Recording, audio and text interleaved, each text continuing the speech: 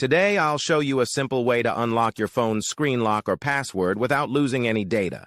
The best part? It's free and easy, even if you're not a tech expert. Just follow these steps, and you'll be able to unlock any phone hassle-free. Let's get started. You can unlock your phone's screen lock or password using a special code. You will need to press on emergency call, and then you must enter a code. This code is unique to each type of phone and is provided by the phone manufacturer. In this video, we're using a code that works specifically for the type of phone we're demonstrating. Here's how you can get the code. Visit this website that provides unlock codes for free using a unique method. And that's it.